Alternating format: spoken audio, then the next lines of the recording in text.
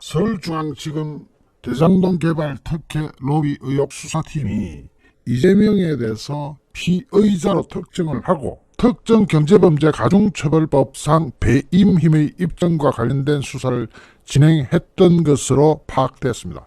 그런데 이게 날짜가 작년 11월 말부터 했다고 하는데, 작년 11월 말부터 성남시와 성남도시개발공사 관계자들을 다수 소환하면서 이재명의 배임 힘의 입증을 시도했던 것으로 확인이 됐습니다.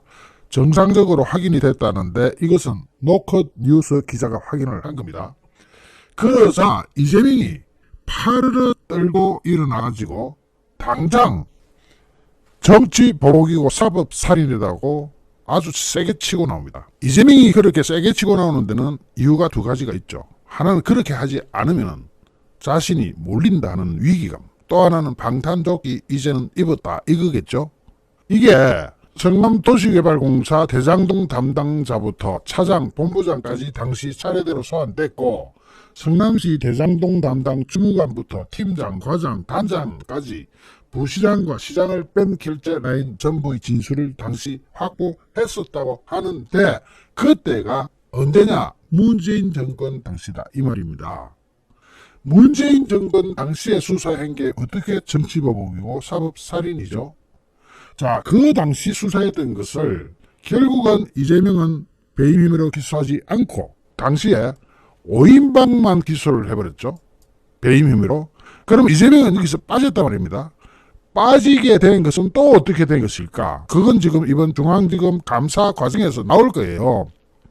저는 나온다고 보는데, 당시에 문재인 정권의 검찰은 이재명이 최종 결재권자로서 대장동 개발 사업에서부터 민간 개발업자인 화천대유에게 특혜를 준 정황을 인지하고 관여했는지 등을 계속해서 캐물었던 것으로 알려지고 있습니다.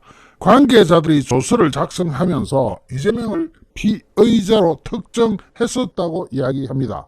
대장동 수사팀이 이재명도 배임 혐의로 수사한 사실이 확인된 것은 이번이 처음입니다. 이재명이 배임 혐의로 수사받았다 이거죠. 그런데 11월 달에서 시작해가지고 해놓고 그동안 왜 수사가 중단됐을까요?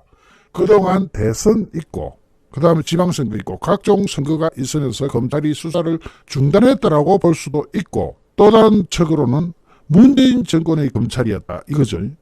그렇다면은 당시에 중앙지검이 아예 이석유 시절부터 그쪽이 쫙 장악돼 있었으니까 그쪽에서 수사한 것은 신뢰하기가 좀 힘들다, 결론까지도 힘들다, 이번 감사 과정에서 밝혀지겠지만 라고 추측할 수 있는데, 그 당시에 이 5명은 지금 재판 넘어갔습니다. 그러면서 이재명만 빠졌다고 하면 결재권자가 이재명인데 굉장히 이상하죠. 그리고 그 수사는 언제 있었다? 문재인 정권 때 있었음에도 불구하고 오늘 이재명은 대장동 사건을 수사한 검찰을 강하게 비판합니다. 이재명은 오늘 검찰이 작년 말 대장동 사건에서 이재명을 배임 혐의 피의자로 특정해서 수사했다는 노컷 뉴스 보도를 페이스북에 딱 공유하면서 21세기 대명천지에 또다시 사법 정치 살인을 획책하자는 것이냐. 21세기 대명천지에 그런 짓 해도 됩니까? 근데 그거부터 따지고 넘어가야 되겠지만은 일단은 이렇게 써놨어요.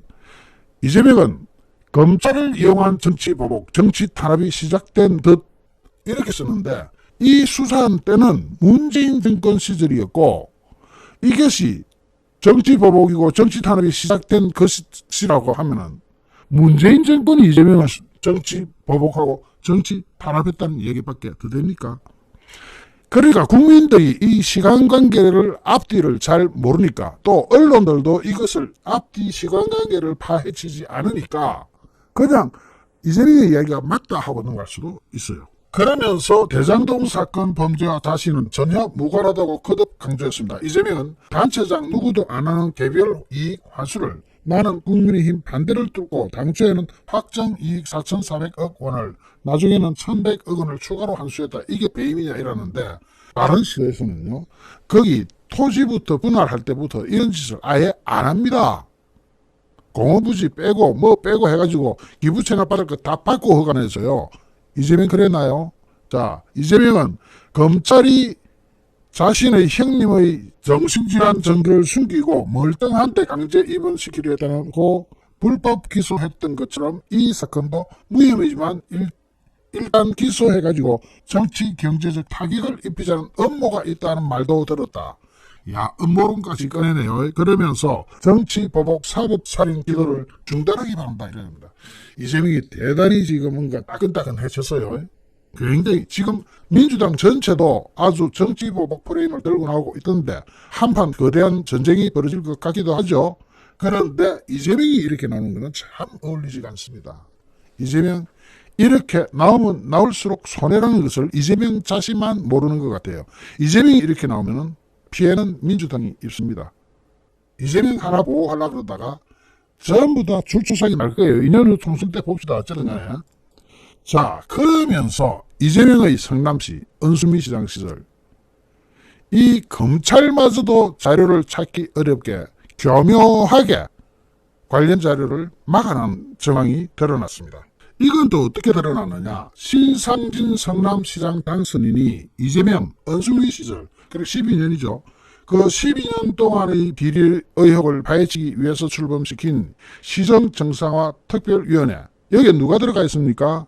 네, 김경률 회계사 들어가 있죠. 똑똑한 사람 많이 들어가 있는데 여기서 어제 14일 날에 성남시 공무원들한테 관련 자료를 이렇게 내놔라 이렇게 하니까 시 공무원들이 전임 시장 시절에 자료 추출 어렵게 만들어 놓아서 상당한 시간이 걸릴 것이고 어쩌면 안 될지도 모른다 하고 이 소식이 중앙일보를 하고 나오기 시작했습니다.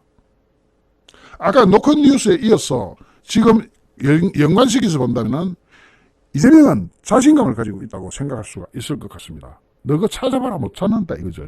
어떻게 어렵게 만들어놨느냐. 성남시 공무원들은 이재명 은수미 시장 재임 시절 당시 성남시는 전자메일, 이메일 체계를 변경을 해버렸다고 합니다.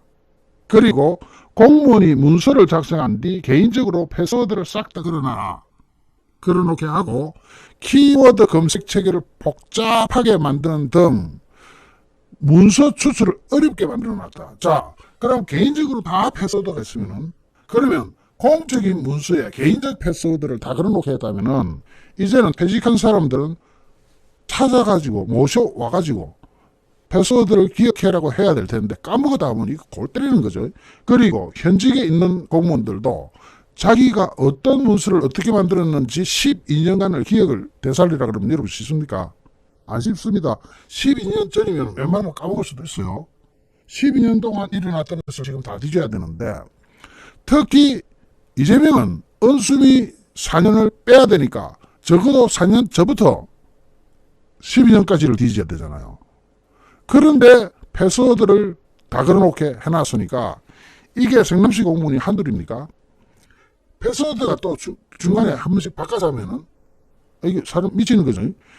그런 식으로 아주 어렵게 만들어 놨다면서 공무원들은 이 때문에 대장동 개발 의혹과 관련해서 성남시를 압수수색했던 검찰도 필요한 자료를 다 찾아내지 못했다 하면서 성남시 정상화 특위가 요청한 자료도 제출에는 상당한 시간이 걸릴 것이고 어쩌면은 추출이 불가능한 것도 있을 수 있다.